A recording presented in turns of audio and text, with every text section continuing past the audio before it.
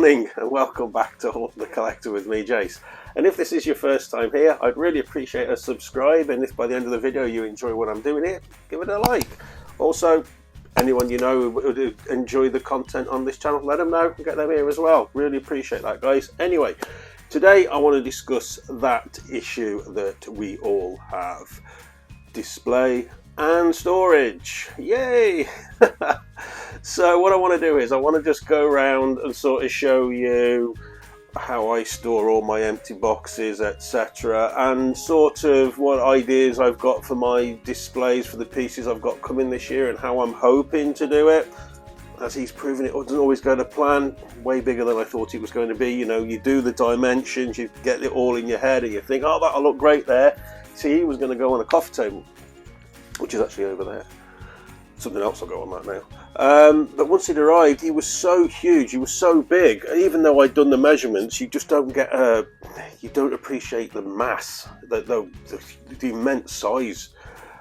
And I'm more than happy with him on the floor. So that I'm quite happy with that. So obviously, as you all know, your collection and your displays and everything else, it's a constantly changing thing and things that you're having to adapt to. And I've got to say, on a side note, some of you that whose collections I've seen, because you've sent me images, some of you who I've seen on some of the Facebook groups, and some people whom I don't know but I've seen their collections, are just absolutely incredible. They really, really are. And I try to achieve similar myself, although we all have restrictions. We all have restrictions into how we can display and what we can display. You know, I live in an old cottage which has got uneven floors, uneven walls, so your nice perfect IKEA units just don't sit flush against walls and things like that. But anyway, I'll show you as I go around.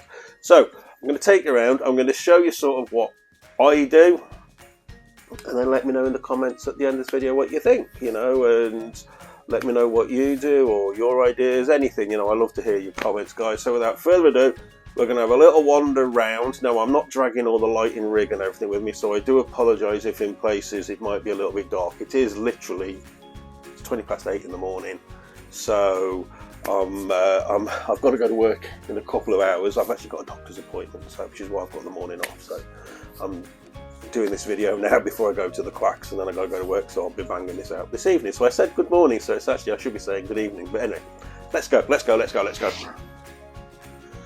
Okay, so these are all my Prime 1 boxes, which actually are a little bit less at the moment because I've sold my Predator piece, so there were 2 more boxes here.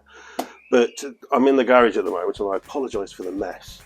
Now, the issue I have in the garage is, unfortunately, it's got a sloped roof, and the drainage for the one corner is over there, and when the rain's really bad, it floods in this corner. Now, how I get round that is, because these are all really quite well protected. First of all, I've bought tables and I've got shelving units and everything else in here to keep all these boxes off the floor. I would never keep these on the floor. Also, the Prime 1 art boxes, as any of you who are Prime 1 collectors know, they come in the nice big polythene bags. What I do is when I put the art boxes back in, I tightly wrap them in the polythene bag and I tape the polythene bag up to protect the art box. And then I seal these boxes back up as well. And they do stay very well protected. So this is where I keep my Prime 1 stuff. Now, it's a little bit of unorganised chaos in here at the moment. I've got to get everything out of here when the weather gets a bit better, and I need to have a big resort. But this is where my big boxes go. Let's go and have a look at my little boxes, which are upstairs. Okay, now this is one of, basically I've got a huge wardrobe in my bedroom, and this is just one part of it. And again, as you can see, it's somewhat organised chaos in there. And but this is where I keep all of my smaller boxes, so especially some of the wetter boxes which are smaller, and a few other little bits and pieces. Also, these white boxes here, these are all my 2000 ADs in here. I've got a load more here to sort through and read. So yeah, so I keep all my 2000 ADs in there, and obviously my suitcase and bits and pieces, which you can see. But that's it, that's where I store all my smaller stuff. But again, it all needs to come out and I've got to have a sort out. So yep, absolute chaos. Right, now when it comes to actually displays, I've actually got these units that I bought from IKEA. Now I've got one downstairs, this is in the front room. This is my Balrog, sits on the top of this one.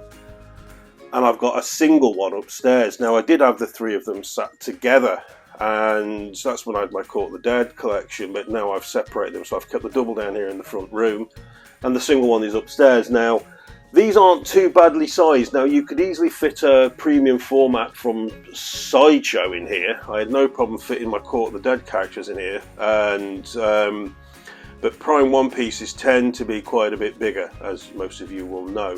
I'm certainly not worried about the weight. I've got room on the top to put one more piece anyway. And then the lowest parts here, I mean the wetter stuff will fit in pretty easily. Now I think my plan is, because I've actually got LEDs in the top of these, although I've got to alter them. They're not brilliant, but I'm going to alter those. I'm planning to put the Frodo Gollum in the one, and then in the other side probably the Bilbo in Bag End. I don't know, he might go in the one upstairs yet. I've not finalised them, but these are pretty good. I quite like these. I honestly can't remember what I paid for them, guys, but like I say, I have three of these. I have this double unit and a single unit, and so this is where some of my collection will be going. So let's go on. I've then got these shelving units behind Sauron here, which you've seen in virtually every video. At the moment I've got the wetter pieces on the top there, and the Sauron finger from the Sauron DX. These are going to house different things. Now what I was hoping to do here, I wanted to have on the one shelf, I was going to have Legolas and the Berserker sort of facing each other, and then on the other shelf, when I saw the Boromir piece coming out, I was going to have Boromir and then Lurtz with the bow and arrow. So you sort of had evil defeating good and good defeating evil, and then in the forefront you have Sauron there, who is the cause of all this turmoil. But realistically, like I said before, these pieces arrive and the bases are huge, and realistically I just don't think they're going to fit. So what it's probably going to be is these shelves will have a Prime One piece on each one, but again, it's a case of when the stuff gets here and me having to have a shuffle around. So as you can probably tell already, guys, I have rough ideas in my head, but certainly nothing concrete. So please don't think that I'm in any way organised, because I'm really not. I have sort of ideas of how I want to do things. It's a case of adapting, probably the same as the rest of you, but that's the majority of it for now. Okay, so that was just a very quick sort of tour around of how I store my sort of art boxes, and kind of what I'm thinking about how I'm going to sort of display certain pieces. I have got a small coffee table there behind the camera. I've also got like a chest unit as well, which I was going to put the Alien Warrior diorama on that, but I need to get in that chest now and again. That's a very big piece to move.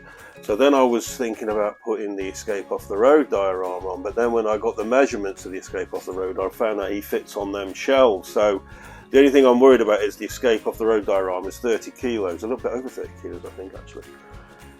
So I'm just wondering about what weight them shelves can hold. They certainly held two large Court of the Dead pieces on there without any trouble at all, but again, that'll be something when the piece is here, which I'm hoping it will be here soon, and I can sort of physically pick it up and put it on there and sort of have a look.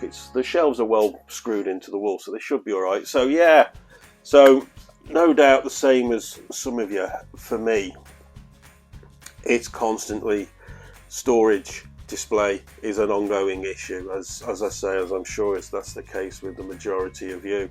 I'd love to hear how you guys plan it, get round it, what your solutions are. Are you sort of like you've seen how I am? I just bundle the boxes in somewhere and I'll sort it out later on, which I really genuinely haven't got to do that at some point, sort all those boxes out, especially given the amount I've got coming this year. Yeah, but you know, I sort of try and I do put thought into how I'm going to display things, and I do the best I can do with what I've got.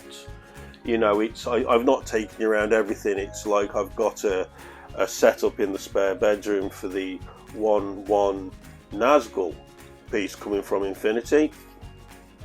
I've got a place where I want to set Aragorn up, because I've got the art print from Sideshow of Aragorn and the King of the Dead, so those two will match up perfectly.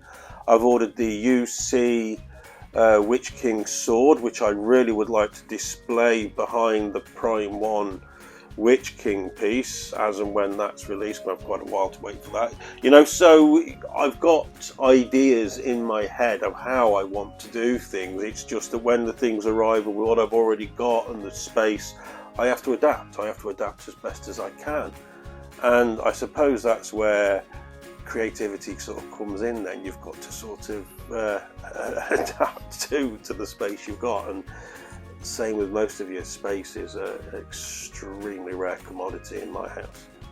So I'd be interested to hear what you guys all do, how you approach these two things, which go hand in hand.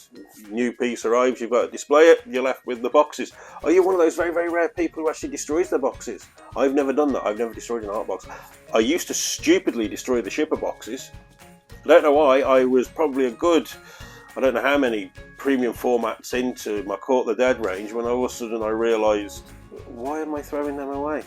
If ever I sell this piece, that box was designed to ship the art box, and literally it takes up that much room more. So yeah, I used to do that, I used to throw away the shipping boxes. Moron. So let me know in the comments. Always like to hear from you. I'm sorry this has been a little bit of a sort of a rushed video this morning, but I'm working late this week, so I don't get a lot of time in the evening. Hopefully guys, I'm going to have some unboxing videos for you soon. I do apologise. I had the email 3 weeks ago off Weta saying that Escape Off the Road and Bilbo and Bag End were coming for release soon. They said that early March they'd be here. We're in early March. So yeah, let me know in the comments guys. If you've enjoyed this video, give it a like. If you haven't done so, please subscribe, and I hope you all have a great week, and I'll see you all on the next video. And I do apologise if this has been a little bit of a rushed, garbled video, but I wanted to get this one done today before I head off out. So I'm going to edit it now and have a cup of tea, and then I got the doctors, and then I got work. Have a great week.